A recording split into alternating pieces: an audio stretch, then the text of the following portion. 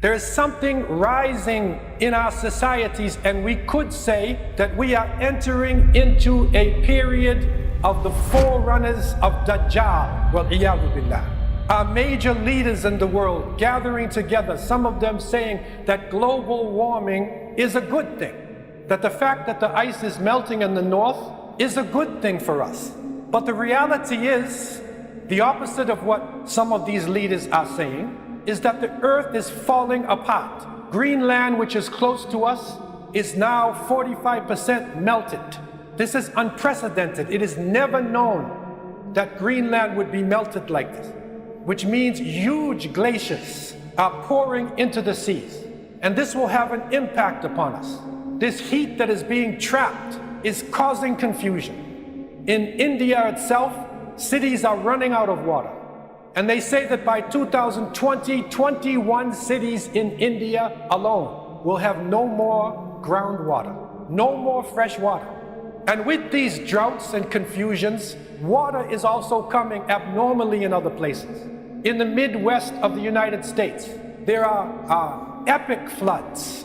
The floods are hitting, raising the rivers higher than any time in recorded history. In China, they report that they have made a huge summer camp for Muslims. They call it Skills Development Training Center. But the reality is, over 1 million of the Uyghur Muslims, or iyadu billah, are in concentration camps, horrible concentration camps. In the Middle East, they are talking about the deal of the century for the Palestinian people. But when this deal is happening, the Palestinian people are not even there. They have boycotted this deal.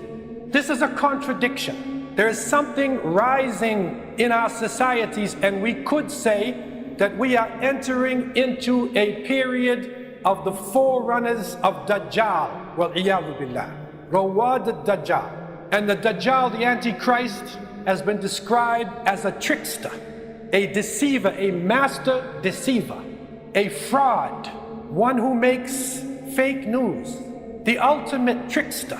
And we are entering into this age of the deceivers, and we wonder, what would the Prophet ﷺ say about these times that we are living in now? Because Allah opened up on him.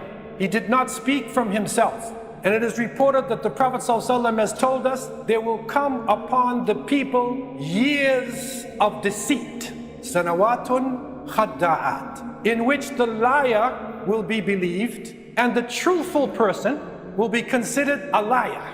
The treacherous deceiver will be trusted, and the trustworthy custodian will be considered disloyal. And the Ruwaybida would speak out. Ruwaybida would be representing and speaking. And they said, what is this Ruwaybida? He said, a rajul tafi, the most despicable, worthless person, would speak out on behalf of the masses of the people. And Sadaqa Rasulullah, this age has come. The age of deception, the age of illusions, illusion of freedom, illusion of peace, illusion of equality. And even in our Muslim lands, people marching in the streets, being gunned down, democratically elected leaders being taken down in front of the world and put into prison and killed in front of the eyes of the world. Native populations, even in our land, a land of peace, but native populations who lived right here for over 20,000 years are still living in poverty. Their women are being taken away, raped, murdered in front of the eyes of the people. Special groups of leaders making decisions behind closed doors and saying the opposite in the public. And the few good leaders, because there are a few good leaders, feel like they are surrounded.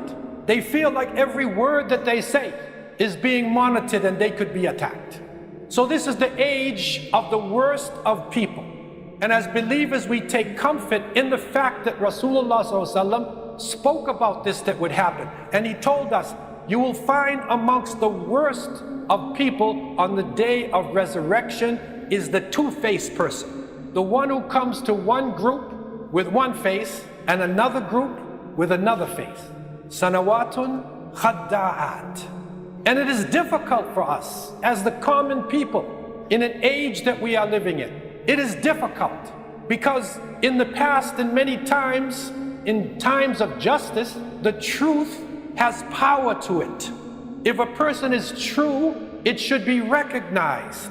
And that is what you could call quwwatul haqq. Two words, quwwa and haqq. The person with the truth should be recognized.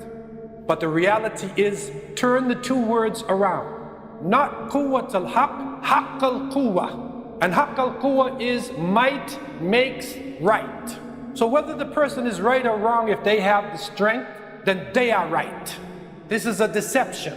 And we as believers need to find ourselves in this time. Because it's no longer the time where we can roll over as Muslims and hide and cry and beg for our freedom. These times have ended now. And the Prophet ﷺ spoke about this. We ultimately believe that the ultimate quwwah is with Allah subhanahu wa ta'ala. And we say, La hawla wa la quwwata illa billah. No authority, no power except with Allah. Innal quwwa lillahi jami'an. That verily all power ultimately is with Allah subhanahu wa ta'ala. But the Prophet ﷺ said something for us. And he told us, Al-mu'min al-qawi khayrun wa ahabbu ila Allah min al-mu'min al-da'if wa fi kullin khayr. He said that a strong believer is better and more beloved by Allah than a weak believer. But in both of them, there is good. There is good in both. And so on our level, at least we can strive our best and teach our children to try to be as strong as possible, committed, consistent. And this strength, the Prophet ﷺ spoke about the strength, because when most people think about strength, they think about the fist or the knife or the gun or the bomb. But the Prophet ﷺ said, Laysa shadid bisura, innama shadid alladhi yamliku nafsahu indal ghadab. The Prophet ﷺ said, the strong person is not the good wrestler, but the strong person is the one who controls himself when he's angry.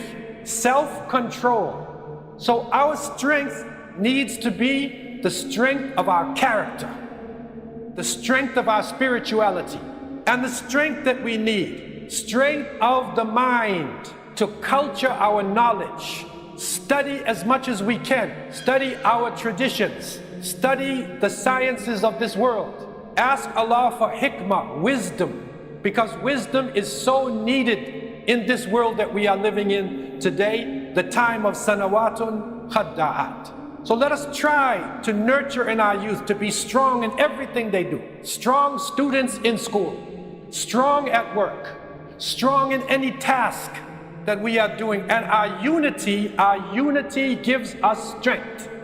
If we look at Muslims not as my cousin or someone who looks like me or speaks my language, but any of the believers, then we are a large jama'ah. If we look at it tribalistically, then we are small little groups that will be taken away. And take time, greet other Muslims. Greet people who are different than you today. If you see a Muslim on the street, care about that Muslim. If you see a Muslim in trouble, then you're in trouble. If you see a Muslim feeling sad, then that sadness is also part of you. We need to pray for each other. This is a time for us. This is a time. It's a test. It has happened historically in the past. And we are coming to the ultimate test. We are coming to the age of the ultimate deceiver. And so we need to gear ourselves to this, to take up the task, even the small things, like being consistent in our prayers. Small things, like not letting halal, haram things come into our mouth. Small things, like making sure that we are giving to our organizations. Small things, like reaching out to people in this society, non-Muslims, showing them what Islam really is. And if we see injustice happening to somebody who is not a Muslim, then we feel that this injustice has also happened to us. We need to support our leaders. Support our leaders while they are alive and not while they have passed away. It's not enough just to say, as the leader passes away, rahimahullah. But when he was alive, when he was suffering, when he was taking the hit for our families and ourselves, What did we do?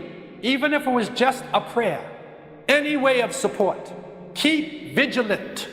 Even while we are enjoying ourselves, we enjoy ourselves in an Islamic way. The Prophet ﷺ has told us that none of you will truly believe. لا يؤمن أحدكم حتى يكون هواه تبعا لما جئت به. None of you will truly believe until his desires, until his enjoyment, until his playing follows what I have brought him. So even while we enjoy ourselves, keep vigilant. Keep our eyes open as to what is happening, especially when we are in the houses of Allah subhanahu wa ta'ala. We need to pray to Allah Azza wa Jal, especially for wisdom.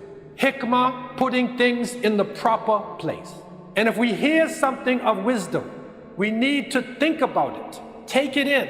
I leave you with some of the wisdom of one of our great leaders, Amir al-Mu'mineen, Umar ibn Khattab radiallahu anhu. And Allah subhanahu wa ta'ala blessed him with a great wisdom.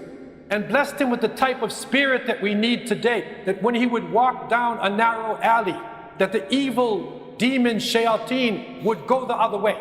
But his wisdom, and it is reported in translation that he has said, fear Allah, for He alone lives.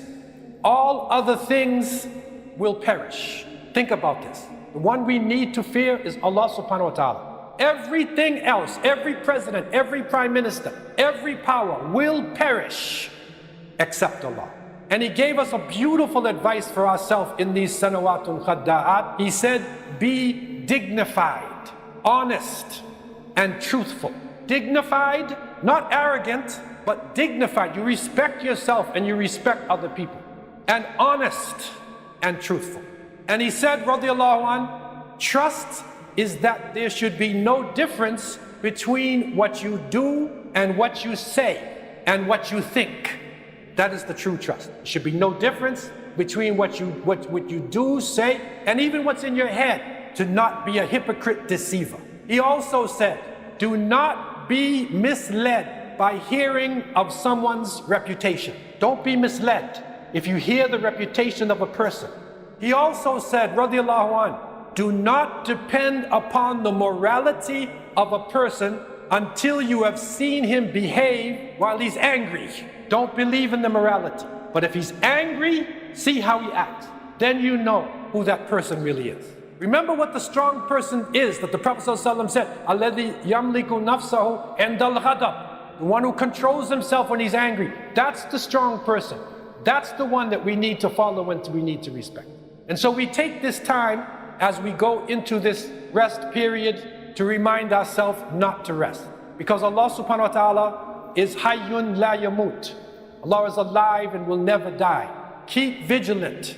Keep making dua. Keep trying to do something for the righteousness of this world. And keep praying that Allah subhanahu wa ta'ala would have mercy upon the weak and the innocent in the ummah of Muhammad sallallahu alayhi wa sallam. Keep praying that Allah subhanahu wa ta'ala would protect the dignity and the honor of the women and the families of this ummah.